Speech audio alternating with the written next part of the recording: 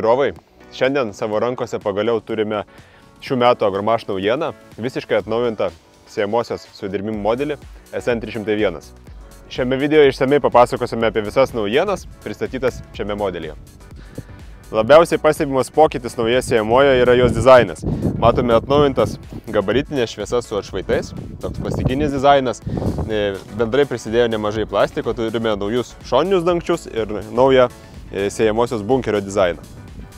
Gamintojas sugalvojo naują sprendimą siejamosios darbinės pozicijos nustatymui. Turime va tokią kabančią strėlytę ir centrinės traukės pagalba galime sureguliuoti siejamąją į darbinę padėtį. Už šio plastikinio dangčio slepiasi visas kalibravimo komplektas. Taip patogiai viskas atsidaro. Čia matote yra rankena, kuri stalą pastato į kalibravimo padėtį. Turime dėkliuką kibirėliui. Yra svarstyklės, yra kibirėlis, tad turime komplekte jau visą komplektą, nereikės ieškoti nei maišelio, nei atskiro kibiro tam, kad atlikti kalibravimo procesą. Šioje vietoje padaryta speciali rankena, ant kurios galime pasikabinti svarstyklės ir šį kibirėlį.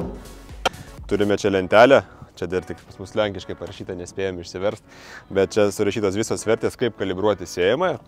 Ir turime absoliučiai naują kalibravimo mechanizmą, kuris mano nuomonė ir mano supratimu yra labai paprastas ir draugiškas vartotojui. Pasižiūrėkite, kaip paprasta.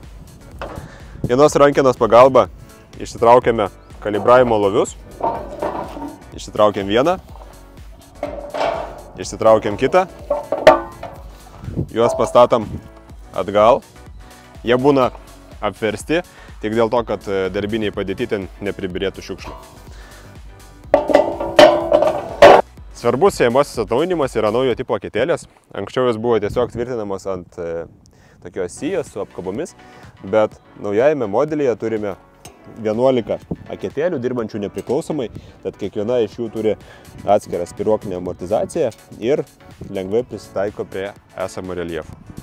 Vienas svarbiausių mechanizmų mechaninėje siejamoje yra jos reduktorius. Gamintojas visiškai atnaujino reduktoriaus dizainą ir vidinę konstrukciją. Turime bene dvigubai didesnį reguliavimo spektrą, ypač jeigu norime reguliuotis mažas normas, tai čia galime jas nusitaikyti labai tiksliai, o pačios siejamosios normos spektras yra nuo 0 iki 300 kg hektarui. Anksčiau siejamosios ratas likdavo ant pačios siejamosios ir kartais galėjo trukdyti transportavimui, bet naujajame modelyje atsirado ir laikiklis greičio nustatymo ratui ir dabar jį galime montuoti galinėje dalyje. Grįžtant prie sėkladėžės, čia yra daug naujienų, apie kurias norėtume papasakoti. Visų pirma, sėkladėžė yra daug sandaresnė. Viskas aplinkui apsaugota gumomis, tiek sėkladėžės visas viršus, visur yra gumos aplinkui, tiek pati sėkladėžės konstrukcija. Dabar yra visa virinta, neknėdyta kaip anksčiau, tad sėkla likusi viduje bus apsaugota nuo sudegimo. Taip pat tas liečia ir šiuos dangčius, atsirado gumos, tad nuo bunkerio tekantis vanduo neįtekės į sėjos aparatus. Bunkerio viduje atsirado štai tokie sėklų kreiptuvai, kurie užtikrina, kad netgi likęs mažas sėklos kiekis bus nukreiptas į sėjos aparatą. Taip pat atsirado naujas maišytuvas, jis nėra per visą siejamosios ilgį, bet maišytuvai sumontuoti tik ties sėjos aparatais. Įdomi naujiena atsiradusi SN301 modelyje yra mechaninės pusės sėjos atjungimas.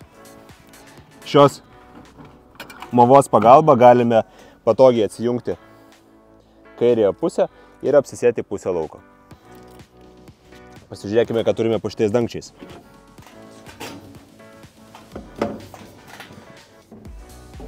Čia turime visiškai atnaujintus sėjos aparatus, kurie yra taip patogiai atidaromi. Yra daug didesni nauji ritinėliai tiek smulkiom, tiek stambiom sėklom. Pakeitus sėjos aparatus naujais, pasikeitė ir ritinėlio kaiščiavimo sprendimas. Anksčiau reikėjo atsisukti kaištuką ir nustatyti, ar suksis vienas ar kitas ritinėlis. Dabar jie sukasi abudu, bet šių sklendžių pagalba galime nustatyti, ar sėklos birės į didelės normos ritinėlį ar į mažos normos ritinėlį. Kas liečia noragėlių pasirinkimą, tai čia viskas liko taip pat. Galime rinktis inkarinę vieno disko su valančiuoju ir 2 diskų konstrukcija.